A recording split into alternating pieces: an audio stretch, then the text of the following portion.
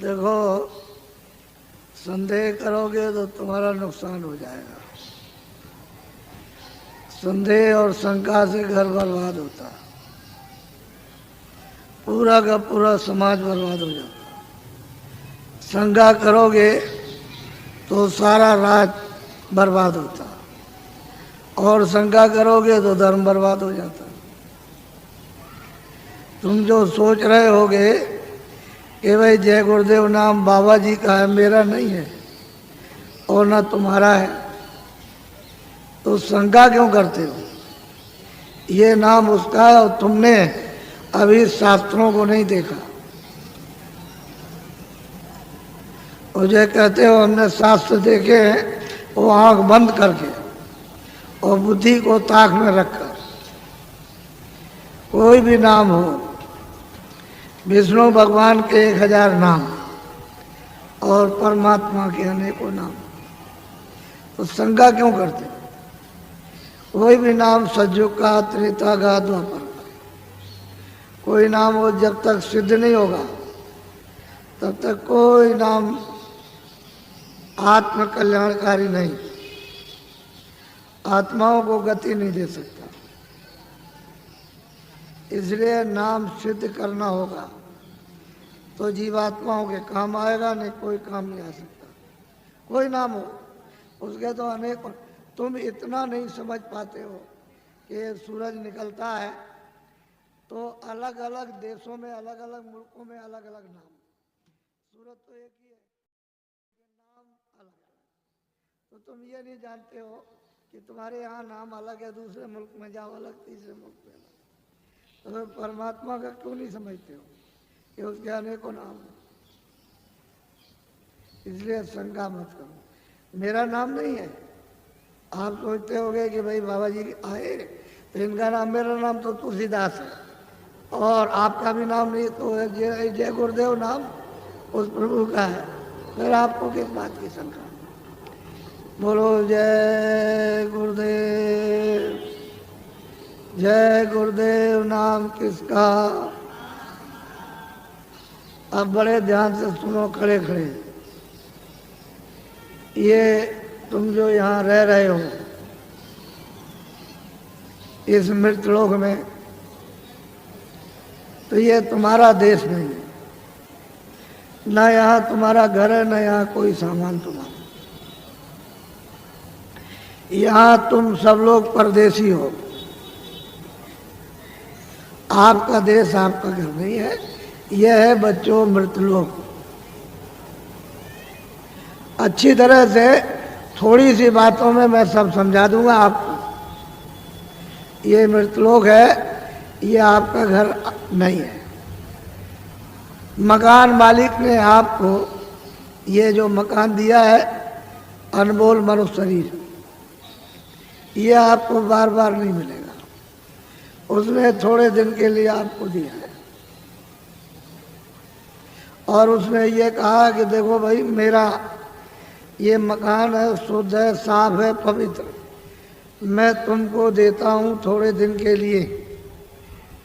और 2 अधिकार मैंने इस शरीर को दिए हैं कि एक अच्छा काम, एक बुरा काम। तो बुरा से बुरा काम करो, अच्छा से अच्छा करो, उसकी तरफ से कोई रोक टोक नहीं है। वो जो भी तुम करोगे अच्छे बुरे काम, सब ये कूड़ा कचड़ा जितना भी पाप पुण्य का, ये सब जीवात्मा पर लदेगा, उस जीवात्मा पर रखा जाएगा और उसको कुछ मना नहीं करना। उसने तो ये कहा ये अमोलक मनुष्य शरीर है, ये मनुष्य मंदिर, इसमें जीवात्मा को बैठा दिया।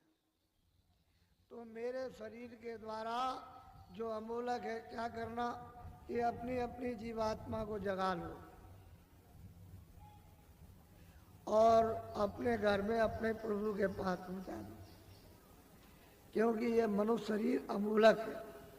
सारे संसार का धन, सोना चांदी हीरे जवाहरात, इसकी कीमत नहीं दे सकते हैं।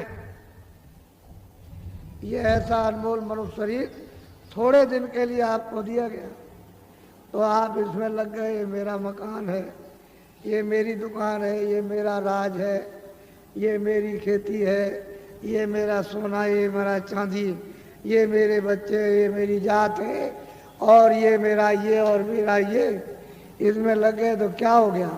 काम है, क्रोध है, लोभ है, मोह है, आशा है, तृष्णा है, झूठ है, छल है, कपट है, फरेब है, धोखेबाजी, दगेबाजी और चोरी और डकैती और हिंसा, इसमें आप लग गए। तो महात्माओं ने क्या कहा था कि देखो ये बुरा काम है और ये अच्छा है। इस बुरे काम से तुमको, सबको, स्त्री पुरुषों को, बच्चों को दुख मिलेगा, तकलीफ मिलेगी, रोग मिलेगा, कोढ़ मिलेगा, अंधे हो जाओगे, बहरे हो जाओगे, गरीब हो जाओगे, सताए जाओगे और मारे जाओगे। ये सब ये है अच्छा काम, इससे सुख मिलेगा। यही दो बातें महात्मा गांव-गांव में घूम करके आपको समझाते थे और आप लोग उस बात का ध्यान रखते थे कि भाई बुरे काम से तकलीफ होगी, अच्छा काम करेंगे तो सुख मिलेगा। तो महात्माओं के उपदेश को सब लोगों ने छोड़ दिया और सब के सब अच्छे काम को छोड़ चुके, बुरे काम में लग गए। जब बुरे काम में लग गए तो आपको तो मालूम नहीं है कि उसने ये अमोलक मनुष्य शरीर थोड़े दिन के लिए दिया है। तो आप जब नहीं मालूम है तो जीवात्मा पर आप कूड़ा कचरा लाद रहे हो।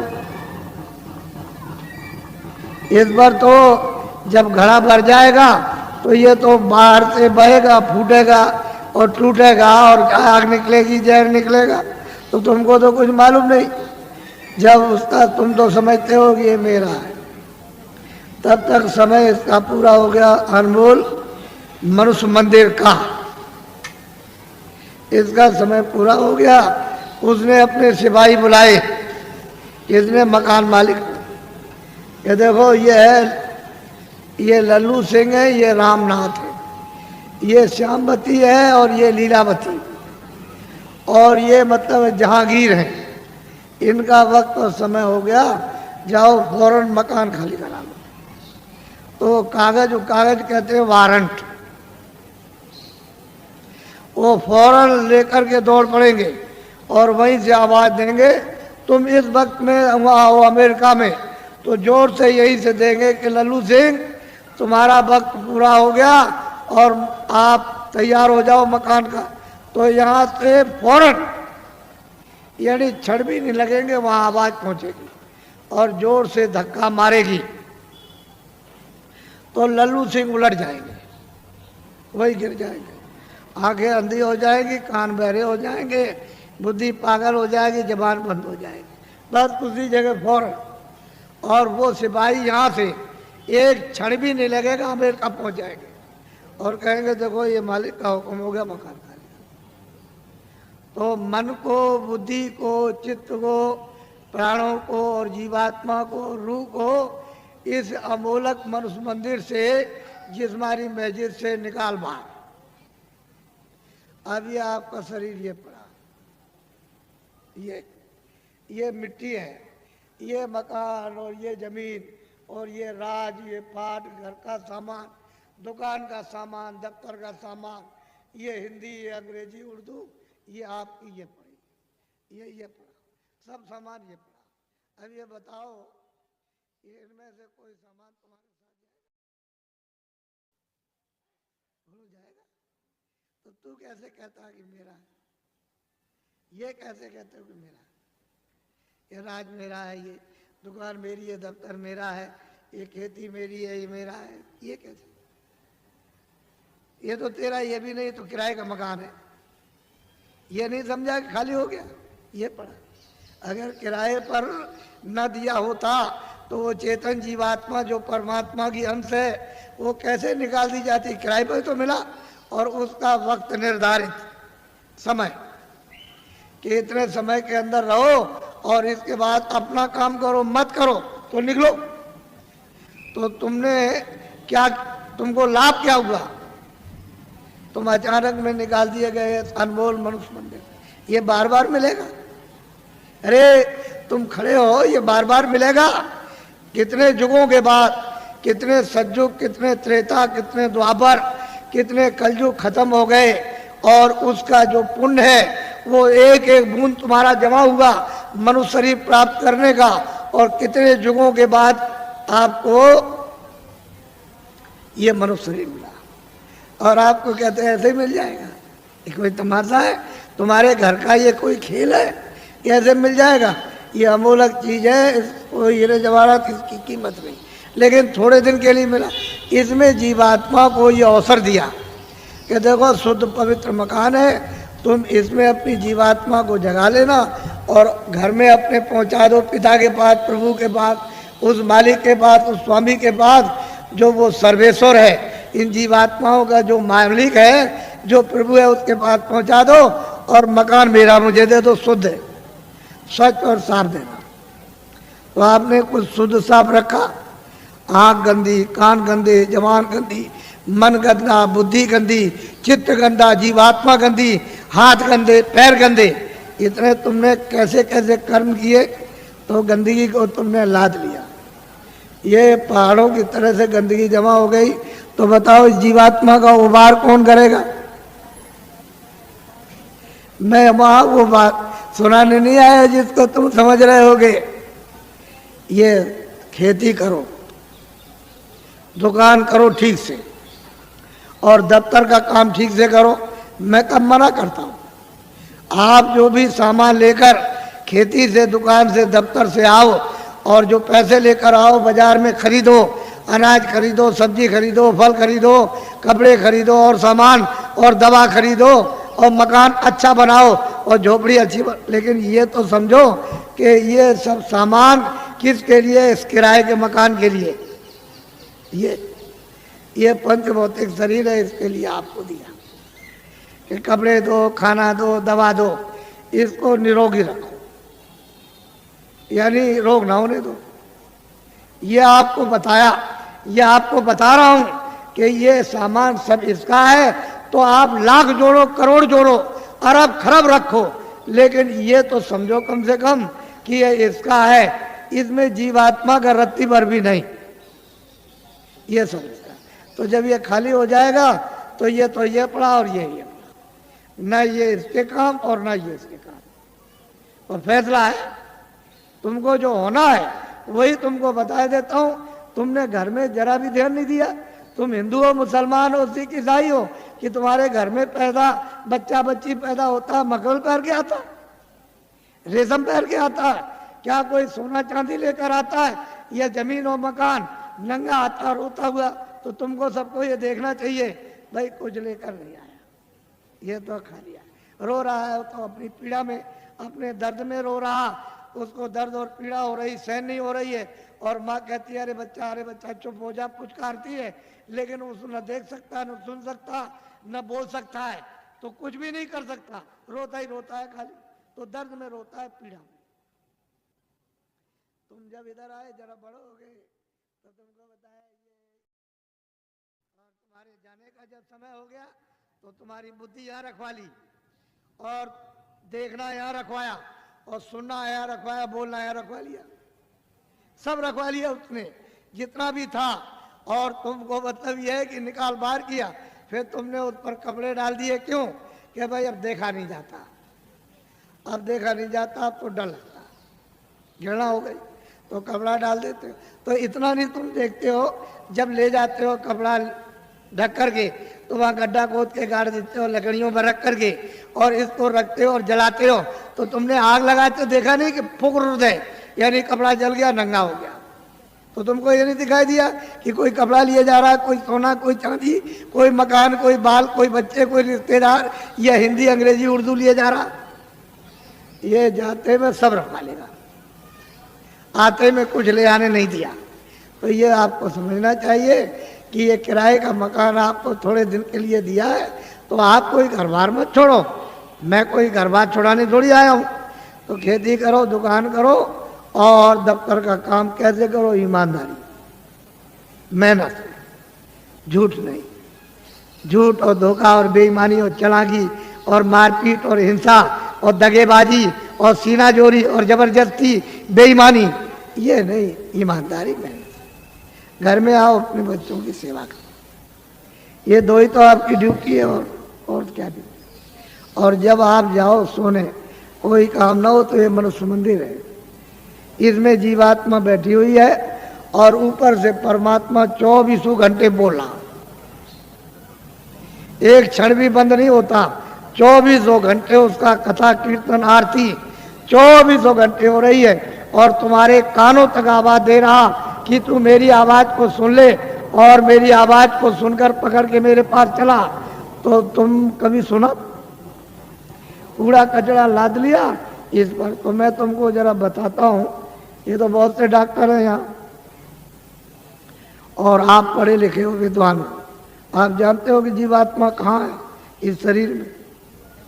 तुमको मालूम? ये जो मिट्टी पड़ी है उसका एक बालू का कण, एक जर्रा उसके लाख टुकड़े कर दिए जाए, उससे भी वो छोटी है और इस शरीर में बंद है। तो किसी ने एक्सरे में, किसी ने आले में बताया? कहीं नहीं पता चलता। सब लोग आला खींचते हैं कि इसमें कौन है, कौन निकल गया और कौन डाला गया, लेकिन कहीं कुछ नहीं। तो मैं तुमको बताता हूँ, तुम तो मतलब ये है कि मेरी बात पढ़े लिखे अनपढ़ सब सुनो। देखो ये मनुष्य शरीर, बच्चा पीछे हो जाओ, इधर पीछे मत खींचना नहीं फोटो को, ये सत्संग हो रहा है नहीं, आप कुछ मत करो। ये फोटो किस लिए खींच रहे हैं? अभी मत खींचो। देखो मेरी तरफ, ये अनमोल मनुष्य शरीर है, ये मनुष्य मंदिर है, इसमें 24 घंटे देवबाड़ी, आकाशवाणी, आसमानी आवाज, कलमा और आयतें हो रही हैं। मैं तुमको इधर बताता हूँ, देखो इधर, ये जीवात्मा न इधर है न इस तरफ है, न ये इधर बैठी हुई न इधर, और न इस तरफ है, यानी इधर नीचे कहीं नहीं। अब मेरी तरफ देखो, ये दोनों आंखें बीचों बीच में, ये जीवात्मा के दरमियान में ये बैठी हुई, यहाँ उस जीवात्मा में एक आंख है, वो तीसरी आंख, तीसरा नेत्र, और शरीर में 2 आंखें। कितनी आंख हुई? बोलो, जोर से बोला करो ताकि समझ में आ जाए। 3 आंखें हो गई। देखो इधर, ये जीवात्मा दोनों आंखों के बीचों बीच बैठी हुई है।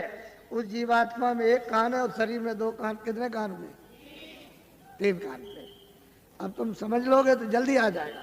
ये जीवात्मा बैठी हुई है दोनों आंखों के बीचों बीच। उस जीवात्मा में एक नाक है और शरीर में 2 नाक। कितनी नाक हुई? 3 हो गई। तुमको कभी किसी ने बताया कि 3 आंख है, 3 कान है, 3 नाक है? कोई बताने वाला तुमको मिला? पहले सोचो इस बात के लिए।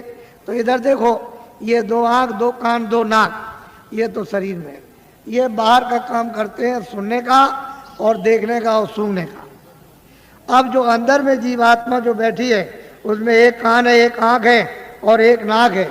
तो इस आकाश के ऊपर सुनने का काम करेगी, देखने का और सूंघने का। तो तुमने कभी शास्त्रों में कि स्वर्ग की और बैकुंठ की बहस्ती कितनी सुगंधी है, तुमने कभी सुना? तो ये नाक सूंघेगी, वहां कितनी सुंदरता है, यानी कितनी वहां खूबसूरती है, तो ये आंख देखेगी ये बाहर की। तुमने कभी किसी से पूछा? और तुमने कभी रामायण है, गीता है, कभी शास्त्रों को तुमने ध्यान से पढ़ा? उन महात्माओं ने तो देखा था, उन्होंने तो तीसरी आंख, तीसरा कान उन्होंने खोला था। इन आत्माओं की जमीन जो ये दोनों आंखों के बीचों बीच बैठी हुई है, तो इधर देखो ये डंडा है, ये पूरा डंडा, पूरा का पूरा। इधर देखो, जब 2 आंखें ये खुलती हैं तो आप देखते हो कि आसमान ऊपर और जमीन नीचे। तो शरीर की जमीन तो ये नीचे है और शरीर का आसमान ऊपर, लेकिन ये जो तीसरी ये आंख है जो जीवात्मा बैठी वो यहाँ, वो तीसरी आंख, तीसरा कान, तीसरा नाक इस आकाश के ऊपर है। तो आत्माओं की जमीन ऊपर है, जीवात्माओं की जमीन ऊपर है। वो चेतन है, वो जड़ नहीं है। ये खेती नहीं है, दुकान नहीं है, दफ्तर नहीं है, ये कपड़े नहीं है, कोई सामान नहीं, कोई टट्टी नहीं, कोई पेशाब नहीं, कोई लड़ता नहीं, कोई गाली नहीं, कोई गलौज नहीं, कोई धोखा नहीं, कोई बेईमानी नहीं, कोई मस्जिद नहीं, कोई मंदिर नहीं। ये जीवात्माओं की चेतन जमीन ऊपर। तो तुमने कभी किसी से पूछा कि महात्मा नाम किसका है, योगी किसको कहते हैं, क्यों योगी कहा जाता, क्यों महात्मा कहा जाता, क्यों महापुरुष कहा? ये तो आपने कभी पूछा नहीं। भाई इसमें लगे हुए झूठ, चल कपट, धोखे बेईमानी में। तो इसमें आपको क्या मिला, क्या मिल गया? ये यहाँ क्या मिला? वो तो जो यहाँ कुछ है वो तो क्षणिक। ये तुम्हारे कानों तक ऊपर से आवाज आ रही है, उधर से प्रकाश आ रहा, तो उस प्रकाश का आनंद और उसका देववाणी का वो ठंडक तुमको मालूम होती है इंद्रियों के द्वारा, तो तुम कहते हो जरा सा आनंद मिल गया, फिर और जगह मिलेगा, और जगह मिलेगा, और मिलेगा। वो देखने में मिल जाएगा, सुनने में मिलेगा, कपड़े में मिलेगा, मकान में मिल जाएगा, खाने में मिल जाएगा, स्त्री में मिलेगा, बच्चे में मिलेगा, चलो राजपाट में मिल जाएगा, सारी दुनिया पर राज करना। लेकिन वहां गए कुछ नहीं है नहीं। अरे ये मृत लोग हैं, ये भूल भुलैया है। रास्ते से आए थे, रास्ता छोड़ दिया, आंखें बंद हो गई, कान बंद हो गए, सब बंद हो गया, रास्ता भूल गए। अब वापस जाने का कोई रास्ता नहीं। तुमको तो मालूम नहीं कि एक ही रास्ता जीवात्माओं के आने का शरीर में और वापस अपने घर में जाने का एक ही रास्ता, दूसरा कोई रास्ता ही नहीं। और तुम यहाँ भटक गए, चलो वहाँ चले और वहाँ चले, उधर चले, तो इस अंधेरे में ये सब अंधकार। उधर तो सूरज निकलता नहीं, उधर सूरज डूबता नहीं, उधर तारे नहीं है इस तरह के, उधर चांद नहीं है। तो रामायण में क्या लिखा? रामायण में जो उन्होंने प्राप्त किया वो तो उन्होंने लिखा, गोस्वामी जी ने, तुलसीदास जी ने। और आप रामायण पढ़ते हो तो आपने क्या देखा, आपकी समझ में क्या आएगा, क्या लिखा? इसलिए महात्माओं की बारी आपके समझ में नहीं आ सकती। तभी तो अर्थ का अनर्थ हो गया, और धर्म का अधर्म हो गया, और कर्म का अकर्म हो गया, और सत्य का असत्य हो गया, और न्याय का अन्याय हो गया, और प्रेम का दुश्मनी हो गई घर घर में। तो बताओ, मैं तो तुमको अमूलक चीज देने आया था, लेकिन अब यह है कि थोड़ी बारिश हो गई तो ये जमीन अमीन भीग गई, तो आप समझते हो हमारे कपड़े गंदे हो जा रहे। कपड़े तो बच्चा गंदे होते ही हैं और होंगे ही, लेकिन जो जीवात्मा जो कितने जन्मों से गंदी हो गई, कभी तुम इसकी सफाई करके इसको आजाद स्वतंत्र कभी करोगे? कभी तुमको ये मौका मिलेगा? ये तो समय निकला जा रहा, अभी बस समय खत्म हो रहा। बहुत तो समय चला गया आपका, बहुत बरस आपके निकल गए, अब ये थोड़े से रह गए, वो भी निकलने वाला। बस फौरन वारंट अभी कटता है और तुमको निकाल देगा। बस बात, सुई की नोक और बालू का एक कण एक जर्रा जाने वाला है, एक किराए का मकान है। तो अमूलक चीज, ये अनमोल मनुष्य मंदिर में ये जीवात्माओं का अमूलक धन। तो तुमने ये तो कभी सोचा नहीं कि भाई हमने जीवात्मा के लिए अभी तक क्या इकट्ठा किया, उसके लिए कौन सा धन कमा के रखा कि जब तुम यहाँ से जाने लगोगे तो जीवात्मा की रक्षा हिफाजत होगी। उधर तो कोई मदद करेगा नहीं, उधर तो इधर से निकालेगा, और उधर उसने हिसाब कर दिया कि इनको ले जाओ, इन्होंने बड़े मृत लोक में जाकर बड़े दुष्कर्म, बड़े मतलब बुरे काम और पाप कर्म किए, तो इनको ले जाओ, कुत्ते में बंद करो जा करके। तो कुत्ते में बंद, कुत्ते से निकाला बिल्ली में बंद, बीच से मिला तो गधे में बंद, गधे से निकाला ऊँट में बंद, तो ऊँट से निकाला किसी पंछी में बंद, तो 4 खाने 84 लज्जोनिया। फिर तुमको ये मनुष्य शरीर किधर मिलेगा? तुम तो ये सब जानते नहीं, तुमको तो ये सब मालूम नहीं, तुमने तो देखा नहीं। इसलिए मैं तुमको अमूलक चीज लेने के आया हूँ। कुछ आत्म धन चलते चलाते, जीवात्मा के लिए कुछ आत्म धन, यानी ईश्वरीय खुदाई रूहों को खजाना, उनको कुछ दे दो इस जिस्म में, शरीर में, तो इसका भला हो जाए। नहीं तो ये जा रही है, तो दब गई, ये इसको कौन छुड़ाएगा? बिना महापुरुष, बिना जानकार के इसका रास्ता कौन जानता है? कोई नहीं जानता, सब भटके हुए भूले हुए। तो अमूलक चीज लो, उसको देना चाहता। मत समझो कि कोई बाबा जी जय गुरुदेव है, बाबा जी भगवान है। हम तो पक्के आपके सेवक हैं, सेवक। कोई भगवान नहीं है, कोई जय गुरुदेव नहीं है। जय गुरुदेव तो वो है, हम तो आपके सेवक हैं। सेवा करने का मतलब यही होता है कि तुम्हारी गंदगी को साफ, जो तुम्हारी गंदगी धोता है, साफ करता है, उसका नाम सेवक ही है। जितने भी भारत में महापुरुष आए इस प्रभु को प्राप्त करने के लिए इस कलयुग में, वो सब के सब सेवक है। वो कभी महात्मा नहीं बने, न कभी महात्मा बनेंगे न बने, ना उन्होंने कभी इच्छा और ना उन्होंने कभी स्वप्ने मतलब ये कभी सोचा। वो तो सेवा है, तो तुम लोग उनको पहचान भी नहीं पाते। और उनके पास में अमोलक धन होता, अमोलक खजाना, और तुम ले नहीं पाते हो।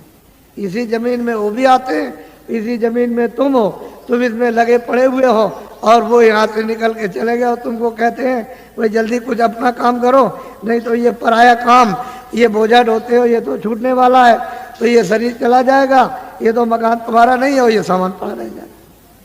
तो अमोलक चीज है, अमोलक धन है, तुम्हारे साथ खजाना रखा अथा। लेकिन अब क्या करे बेचारी जीवात्मा, ये इसमें बंद है, इस कोठरी में बंद हो गई, इसका फंस गई। अब इसको कुछ नहीं सुनाई दिखाई कुछ नहीं देता।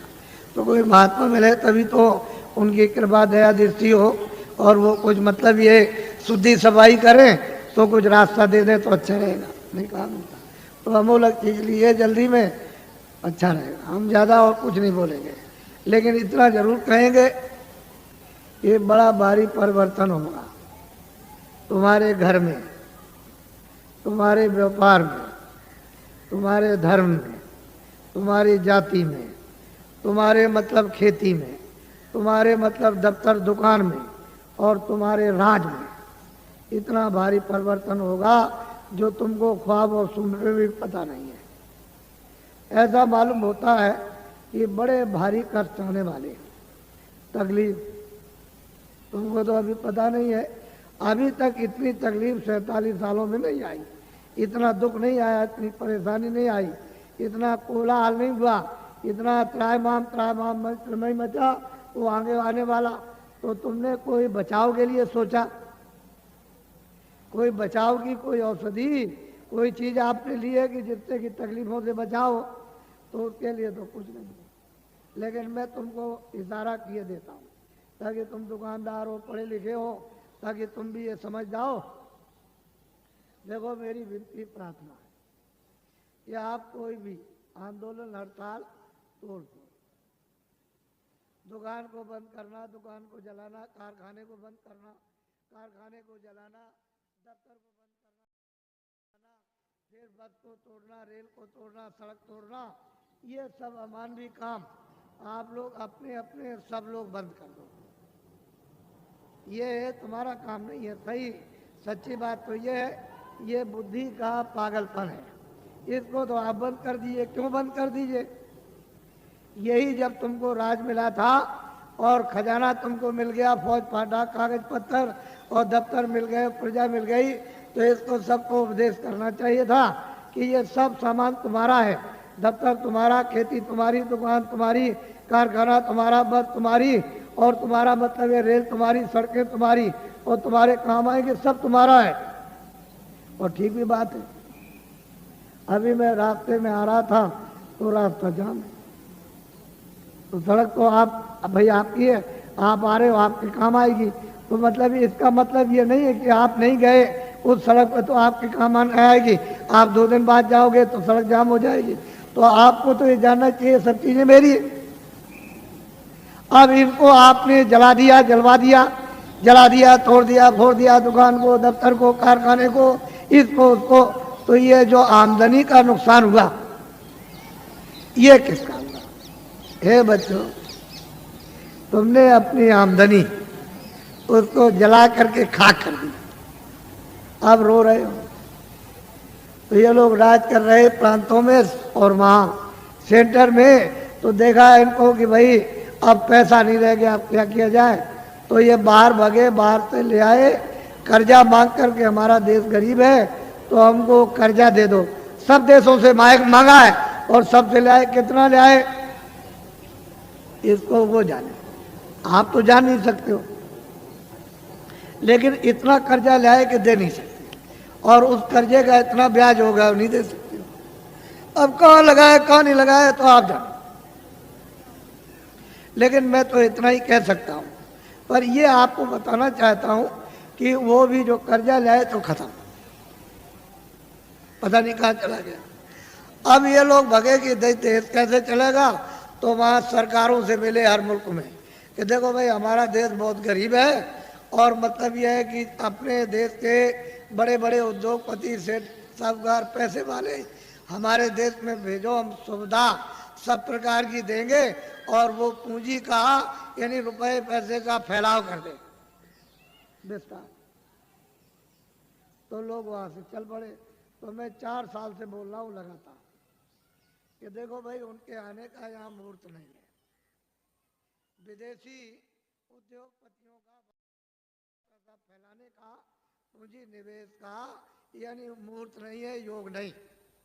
और ये भी साथ साथ कहता हूँ कि तुम लोग भी विदेश में पूंजी का विस्तार जाके मत करना, क्योंकि तुम्हारा विदेश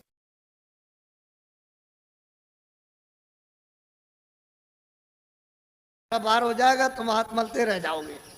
ये हमारी बात को आप लोग नोट कर लो, ये खास बात आपको सुनाना हूँ। अब आप क्या करो कि रुपया पैसा नहीं तो हम भी जानते हैं, हम भी देखते हैं। ऐसा थोड़ी है कि हम पागल हो गए या पागल होके आपको चिल्ला रहे बता रहे। मैं भी जानता हूँ ये बात नहीं है, लेकिन ये कहना चाहता हूँ कि जितने भी आपके यहाँ सेठ साहूकार छोटे बड़े, उनको इकट्ठा करो और उनसे ये कहो कि हम तुमको सब सुविधा देंगे, तुम कहीं से भी रुपया पैसा ले आओ, तुमसे पूछा नहीं जाएगा तुम कहाँ से ले आए, और इनकम टैक्स सेल टैक्स इस पर नहीं लगेगा। ये कारखाना लगाओ छोटा बड़ा, 1 साल में या 1.5 साल में 2 साल के अंदर छोटा बड़ा कारखाना लगा दो। और इतना ही काम आप सेठ साहूकारों को करना है कि जितने बच्चे यानी छात्र स्कूल में पढ़ते हैं इनको नौकरी और काम दे दो, बस इतना ही। हम आपको पूरी सुविधा देंगे। तो आप ये क्यों नहीं सोचते हो जो आपको दिशा बताई जा रही? आप लोग क्यों नहीं सोचते? जब आपको एक दिशा बताई जा रही सही सच्ची, तो आप क्यों नहीं इसको सोचते हो इनको सुविधा दे दो, इनकम टैक्स सेल टैक्स थोड़े दिन के लिए तो खत्म करो। जब आमदनी बहुत होने लगे तो नॉमिनल यानी मतलब यह है कि मामूली तो ठीक है, लेकिन ये क्या, और पीछे वाले का आप अपना जो लेते हो लेते रहो, तो आप जानो। लेकिन ये कहो इनसे कि हम तुमको बैंक से रुपया नहीं देंगे, तुम कहीं से लाओ, तुमसे पूछा नहीं जाएगा। एक छोटा सा कानून बना दो 2 लाइन का, बस उसमें लिख दो कि भाई आपसे पूछा नहीं जाएगा और इस नए कारखाने पर कोई इनकम टैक्स सेल टैक्स नहीं लगेगा और आप छात्रों को काम नौकरी दो, बस आपको ये करना।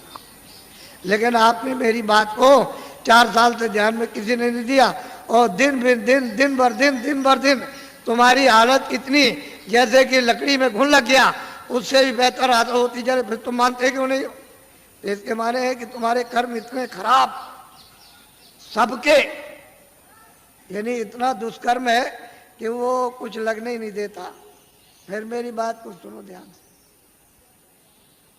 ये अगर बाहर से आ जाएंगे तो तुम्हारे कारखानों का नक्शा बनाएंगे कि तुम बनाते क्या हो अपने कारखाने में, वो सब नक्शा बना करके बाहर ले जाएंगे। फिर वो क्या करेंगे तुमको तो मालूम नहीं है कि वो आएंगे तो कई काम करेंगे कि तुम्हारा सामान बाहर बनाएंगे, ये सुंदर कुछ सामान नहीं सुंदर बना देंगे और मजबूत, और जितना तुम्हारा 400 का है वो 100 का रखेंगे।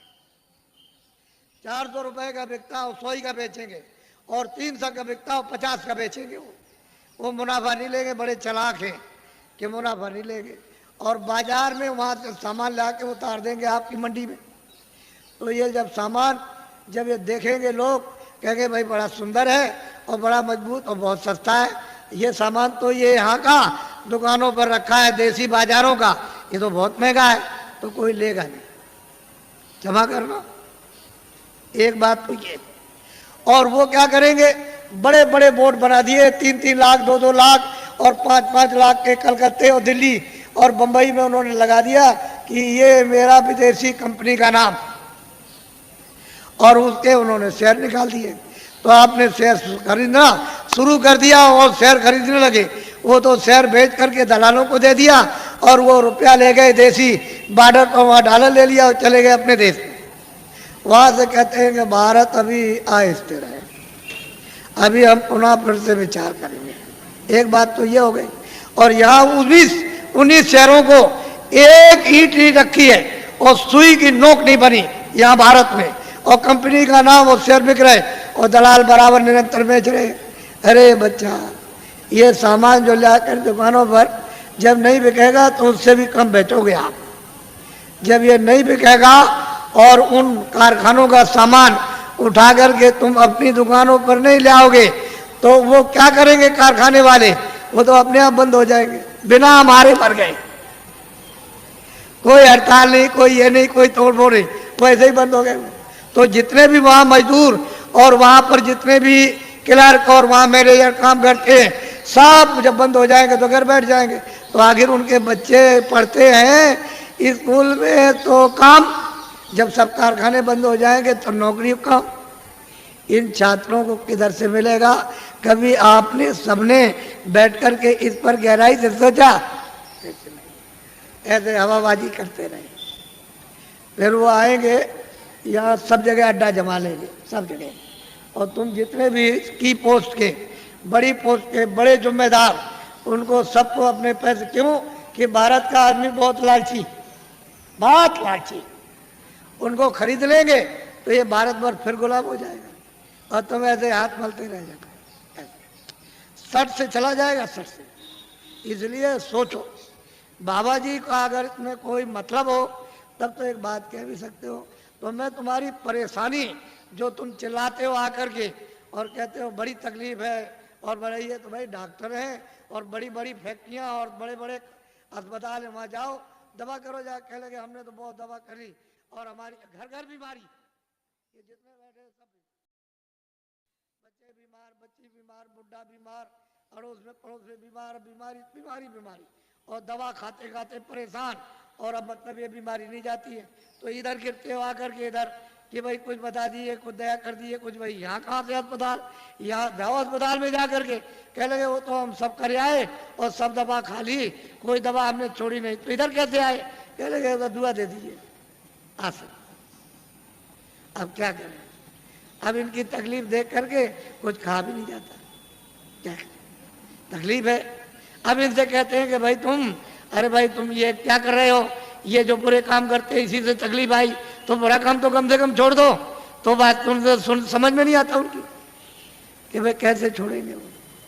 अब इतनी कमजोरी दिल दिमाग में आ गई कि आपकी समझ में नहीं आता। तो बच्चों, बचाव का रास्ता लो, तकलीफ तो आने वाली सब चिल्लाएंगे, बचने वाला कोई भी नहीं है, सब चिल्ला। अब देखिए आप सब चिल्लाओगे अभी देखो, और बाहर के तो वो चंडी है, चंडी एक देवता, मेरी तरफ सुनो, चंडी एक देवी है। तो तुमको तो मालूम नहीं कि देवता है कि देवी है, ये तो आप कुछ जानते नहीं हो, कुछ नहीं मालूम। तो चंडी 4 सालों से निकली है, एक हाथ में तो मसाल है और दूसरे हाथ में उसके एक तलवार है, और निकली हुई है सब सारे देशों का दौरा कर रही है, मुल्कों का। तो जिस देश में जाती है वहाँ धन गायब कर देती है, ये जो भी उस देश के धन का नाम होगा वो गायब। तो वहाँ की जनता कहती है कि भाई धन किधर गया? तो जो सेठ साहूकार वो भी कहने लगते हैं कि भाई ये धन किधर चला गया। फिर वहाँ का जो शासन करते हैं, राज करते हैं, वो भी कहने लगते हैं कि भाई ये धन किधर चला गया, अब क्या किया जाए, कुछ ऐसा करना चाहिए, कुछ ऐसा। दूसरे मुल्क में जाएगी वहाँ गायब, तीसरे मुल्क में, सब मुल्कों में जाएगी और भारत में भी आएगी। वो छोड़ नहीं सकती भारत को भी, यहाँ भी आएगी तो यहाँ के धन को गायब कर देगी। तो यहाँ जनता कहेगी कि अरे भाई मतलब धन किधर चला गया, ये सेठ साहूकार सब लोग कहेंगे भाई धन किधर गया। वो शासन करते हैं दिल्ली में, प्रांतों में, ये भी कहेंगे भाई धन किधर चला गया, तो समझ में नहीं आता। ये सब मुल्कों के जब सब के सब चिल्लाने लगे और रेडियो और अखबारों पर आने लगे, अरे बच्चा तब मेरी बात को मान लेना, अभी तो सुन तो ले, तब तो तुम मानना बात को, लेकिन लिख के तो रखो कि बाबा जी आज मतलब ये 26 तारीख को आपके धार में आए और वो उन्होंने ये बात कही सबके लिए, किसी मुल्क को छोड़ा नहीं, कोई आपके जात पात, इसमें कोई हिंदू मुसलमान की बात या कोई आलोचना की बात हो तब तो एक बात कहो, यहाँ तो सब मनुष्य इंसानों की बात हो रही। तो आप लोग अगर सुनोगे नहीं और बचाओ नहीं तो फिर समझ लो आप कि क्या मुसीबत आ रही है। देखना जब एकदम घटना हो जाती है तो मतलब ये है कि पानी आ जाए और लोग कोई कह कर के जाए कि भाई घर का सामान छत पर रख देना ऊपर, और बाल बच्चों से और जानवरों से होशियार रहना, तो तुम सोचे रहे अच्छा देखा जाएगा, तब तक उधर से पानी आया, घर में घुस गया। और जब तक तुम जगे तब तक इतना हो गया, वो बच्चा सो रहा था, तुम अपनी जान लेके वो भगोगे कि बच्चे को बचाओगे, बच्चा छूट गया, सामान तो सब गए और जानवर बंधे थे मर गए। तो जो कह करके गया था तुमने उसकी बात क्यों नहीं सुनी? वो तो तुम्हारे हित की बात कर रहा था, उसका क्या हित था? अरे जो कह के गया उसका लाभ मुझे बताओ क्या था? वो तो ये देख रहा था आपको दुख होगा, तो जब मैं दुख होगा, तो कह के गया था आपको, तो सुनना चाहिए था। सीधी सादी बात, समय बड़ा खराब आ। अच्छा, अब मैं आपको अमूलक चीज दे दूं। ये तो बाहर की बातें समझा दी, आपको थोड़ी सी इशारा कर दिया, लेकिन ये बात जरूर है कि घर बार तुम कभी मत छोड़ना, खेती मत छोड़ना, दुकान मत छोड़ना, दफ्तर का काम है। जो भी आदमी घर बार छोड़ के बच्चों को छोड़ के चला जाएगा काम काज और साधु हो जाएगा, उसको कभी भगवान नहीं मिलेगा, कभी भी नहीं मिल सकता। ये पहले मेरी बात को ध्यान से सुनो। अपने घर में रहो, बच्चों के बीच में रहो, इसी जगह, और 23 घंटे तुम मेहनत करो इस शरीर से, शरीर के लिए दुकान करो, दफ्तर का काम, खेती करो, इस शरीर के लिए, भोजन कपड़ों के लिए, इसके लिए, दवा के लिए, सब, और बच्चों के लिए, इसके लिए, और 1 घंटा उसमें से बचाओ अपनी जीवात्मा के धन के लिए, ताकि इसको कल्याण हो जाए, इसकी मुक्ति हो जाए, ये आवागमन से छुटकारा पा जाए, न जल में न मरे। 1 घंटा तुम नहीं बचा सकते हो, और 23 घंटे इसमें तुमको लगाने को कह रहे, तुमको ये तो नहीं कह रहे कि तुम छोड़ देना को, ये तो सोचो तुम। और मैं तुमको इसी मनुष्य रूप मंदिर में, इसी में जो अनमोल मनुष्य मंदिर जो दिया है, जिसमें जीवात्मा बंद है, उसी में मैं अभी रास्ता आपको बताता हूँ। अभी इसको कहते हैं नामदान। इसके पहले 2 चीजों का ध्यान रखो हमेशा कि शाकाहारी हो जाओ। जितने भी अनाज है, सब्जी है, फल है, दूध है, घी है, 100 बार खाओ। कितने बार? 100 बार। तुमको भूख लगे उससे भी ज्यादा खाना, तुमको कोई मना करने आए तब कहना। अच्छे मकान में रहो, अच्छी झोपड़ी में रहो, मना कौन करता आप? लेकिन शाकाहारी, अशुद्ध आहार मत करना। बस इतना ही बचत करनी है कि आपको अशुद्ध आहार नहीं करना। किसी आदमी का, किसी बच्चे का, किसी पशु का, किसी पंछी का अशुद्ध आहार नहीं करना। शुद्ध आहार करो आप, जिससे शुद्ध बुद्धि रहे। भाई इतना ही तो आपको बताना, क्योंकि अशुद्ध आहार से तो तरह तरह घर में झगड़ा, बाहर झगड़ा, ये झगड़ा, वो झगड़ा, ये बीमारी, वो बीमारी, वो बीमारी, वो बीमारी, वो बीमारी, वो तो फैलने वाली है। अभी बीमारी जो फैलेगी उसको तो अभी आपने देखा ही नहीं।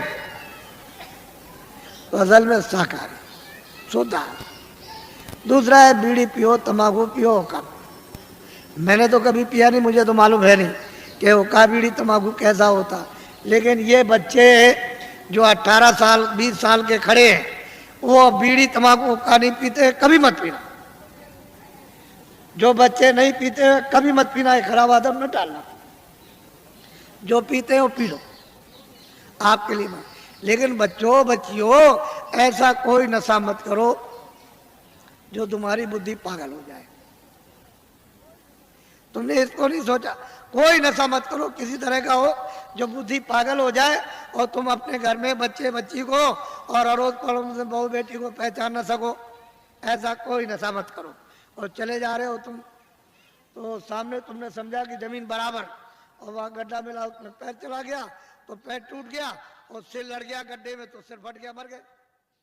ऐसा कोई न रामायण कहती है, न कुरान कहती है, न फकीर, न मस्जिद कहती है, न मंदिर कहते हैं, न शिव जी कहते हैं, न आपको कोई और। ये कोई ओ जो कहते हो शिव जी भांग पीते थे, भांग पीते थे, भांग पीते, तुमने भांग पीते हुए देखा? वो भांग नहीं थी, वो कोई और नशा था। ये झूठी बात है। जो लोग उनके नाम से भांग पीते और कहते वो भांग पीते थे, भांग नहीं पीते थे। ये ऐसा देवता कभी भांग नहीं पीता, वो भांग नहीं पीते। लेकिन तुमने ये 2 चीजों से बचो, बाकी तो कोई मैंने मना किया नहीं। मैं तो एक सीधा साधा आपका सेवक हूँ, एक आदमी हूँ, और सही सच्ची बात तुम्हारे सामने तुमको बताने आए हो। तुम नहीं जगोगे, नहीं समझोगे तो मैं इसके लिए क्या करूँगा? मैं तो अपनी बात कह के चला जाऊँगा। जब तुम उधर जाओगे और उधर जब हिसाब होगा तुम्हारा, क्योंकि वो तो सब लिखा जा रहा, आज दिन में तुमने कितना बुरा काम किया, कितना अच्छा किया, कितनों को धोखा दिया, कितनों को मारा, कितनों के साथ बेईमानी की, कितनों को पानी पिलाया, कितने बार मंदिर में पूजा की, कितनी रामायण, कितनी कुरान पढ़ी, ये उधर में और कैसे कुरान पढ़ी, ये वो सब वहाँ सब लिखा हुआ। बड़ा वो आदमी भी मिलेगा जिसको तुम काट रहे हो और जिसको मतलब है कि तुम उसको चीर रहे हो, वो सब मिलेंगे वहाँ। तो पूछेगा भाई तुम्हारे सामने कोई रामायण गीता, कोई भागवत, कोई कुरान पुराण कोई तुम्हारे सामने नहीं थे जिन्होंने महात्मा फकीरों ने नहीं बताया कि भाई अच्छा ये बुरा? तो मोहम्मद साहब से पूछा जाएगा कि भाई मतलब ये है कि तुम गए थे ज़मीन पर और तुमने मतलब ये नहीं बताया कि बुरा काम बद काम है। कह लगे मैंने तो इनसे सबसे कहा था कि ये बद काम है, ये नेक काम, इस बुरे काम को मत करना, अच्छे करना, लेकिन इन्होंने मेरी बात नहीं मानी। तो फिर वो भेजेगा सीधा, वहाँ हिसाब करता है, वो हिसाब करता है। तुमको दोजख और नरक मालूम नहीं है, वहाँ बड़े बड़े बादशाह पिट रहे वहाँ और जलाए जा रहे हो, कितने करोड़ों वर्षों तक जलाए जाएंगे और लाखों मीलों तक आवाज़ आती है और कोई सुनने वाला नहीं कहीं, न उनका धन दौलत जाता न तलवार जाती उनकी। ये झूठा, तुम इसके लिए हम मर गए और चले गए हमेशा। तो इसलिए तुम लोग इस पर विचार करो। तपस्या करने से यानी माया लुभाती है कि तुम ये ले लो धन, ये राज ले लो, तो अगर तुम लुभा गए तो राज मिल गया और राज का जब भोग होगा तो सीधा नरक को गए। जब ये कहोगे हमको राज नहीं चाहिए, धन दौलत नहीं, तो भगवान मिलता इसी शरीर में। मरने के पहले मीरा ने मरने के पहले प्रभु को प्राप्त किया। आपको क्या मालूम कैसे पाया? तुलसीदास जी ने पहले ही वो 25 ही साल के अंदर प्रभु को प्राप्त कर लिया। आपको क्या मालूम कैसे पाया? आप क्या जानो? इसलिए आप अमोलक धन लो इस मनुष्य मंदिर में आत्माओं का। ये नामदान है, ये उस तरह की दीक्षा नहीं है या मंत्र वैसा नहीं है, ये आत्म धन का दान है। ये ईश्वरी जो उसकी कृपा होती है, तब कभी कभी महात्माओं को आदेश मिलता है कि इन आत्माओं को बांट दो जो मानव शरीर में है, तो कभी कभी मिलता है मुफ्त में। ये पैसे से नहीं मिलेगा, तुम ये सब रख दो जा करके पूरा आधार का, तो ये चीज़ मिलने वाली नहीं है। ये कभी दिमाग से निकाल देना, ये दौलत पैसे से नहीं मिलती, ये तो मुफ्त बख्शीश में यानी प्रसन्नता से मिलती है। तो तुम्हारे पास कुछ है, तुमने किसी से प्रेम किया? वो कहते हैं कि प्रेम से प्रकट होए भगवान। किसी से किया प्रेम? किसी से नहीं किया। उसी शिव के सामने चोरी करते हो, धोखा देते हो, विष्णु के सामने राम के मंदिर में जाते हो, दूसरों का गला काटते हो। अगर एक भी देवता खड़े होकर के कह दे कि आज से ये बेईमानी मत करना, ये दगेबाजी, तो कहोगे मैं ऐसे देवता को अब नहीं मानता। जो सबके सामने हमारी बुराई कह दे, हम नहीं मानते ऐसे, फिर कभी नहीं आप जाओगे। अगर देवता बोल दे, अब उनको कुछ कहना नहीं, आपने समझ लिया, हाँ उन्होंने सुन लिया होगा और आपने समझ लिया उन्होंने कुछ नहीं देखा, वो अंधे, अब हम जो चाहेंगे सो करेंगे, अब चलो हो आए। ये हालत तो हमारा है। अब बताओ तुमने प्रेम किससे किया? किससे प्रेम? वो तो कहते हैं प्रेम से मालिक मिलता है, आपने कैसे प्रेम? इसलिए आप सीधा, बहुत सरल है, बहुत सीधा है। कलयुग में अधिकार आपको दे दिया स्त्री पुरुषों को कि सभी लोग उस परमात्मा को प्राप्त कर सकते हैं, किसी के लिए कोई बंधन नहीं, और सुलभ और सहज और आसान। लेकिन तुम योग तो आप कर नहीं सकते हो, सतयुग और त्रेता और द्वापर का कोई भी क्रिया आप नहीं कर सकते हो। और उन्होंने मना कर दिया गोस्वामी जी महाराज ने कि कलयुग जोग न यज्ञ न ज्ञाना। कहते कलयुग में कोई जोग मत करना, न यज्ञ करना, और ना आपको ज्ञान होगा। कलयुग में तो कहते हैं कि नाम आधारा, और नाम कौन सा वो मैं बताऊंगा आपको, अभी आपको बताता हूँ। तो आप लोग, आप सब खड़े रहना, बैठना कोई नहीं, खड़े खड़े बताऊंगा आपको और खड़े खड़े करवाऊंगा, घबराइए नहीं। जो जो भगवान का नाम बोलूं सब लोग एक साथ एक आवाज़ में बोलना, और सब लोग बोलेंगे जो बैठे खड़े, शुद्ध बोलना, शुद्ध, अशुद्ध मत बोलना, शुद्ध बोलना। जो जो नाम मैं बोलता जाऊं आप बोलते जाना, जब मैं अंत में चुप हो जाऊंगा तो आप लोग चुप हो जाना। अशुद्ध मत बोला, शुद्ध कर लेना। मान लो अशुद्ध बोल दो तो फिर शुद्ध कर लेना दोबारा। इसलिए जो जो नाम बोलते जाना, जब मैं चुप हो जाऊंगा तो आप चुप हो जाना। बोलो जय गुरुदेव। लेकिन थोड़ा सत्संग मिलना चाहिए। तो जरा ठहर जाओ, अभी मथुरा में एक बड़ा कार्यक्रम होने जा रहा, यही दिसंबर में, यानी कार्तिक के बाद जो अगन लगेगा, तो 15 दिसंबर से 21 दिसंबर तक 7 दिन का एक कार्यक्रम होने जा रहा। और उसमें यही साधना और यही मतलब ये अनुभव होता है। वहाँ सत्संग भी मिलेगा और साधन भी और ध्यान भी, सब करोगे आप। और उस समय पर आप अच्छी तरह से कर सकते हो, क्योंकि वो वातावरण वर्णन ऐसा होगा। फिर एक दूसरा कार्यक्रम इधर पूरब में रखा, यानी हिंदुस्तान के तीर्थों के राजा प्रयागराज इलाहाबाद में त्रिवेणी संगम। तो त्रिवेणी संगम पर 25 फरवरी से 96 में मथुरा का, और वो इलाहाबाद का 97 में, 25 फरवरी से 6 मार्च तक 97 में 10 दिन का होने जा रहा बड़ा कार्यक्रम।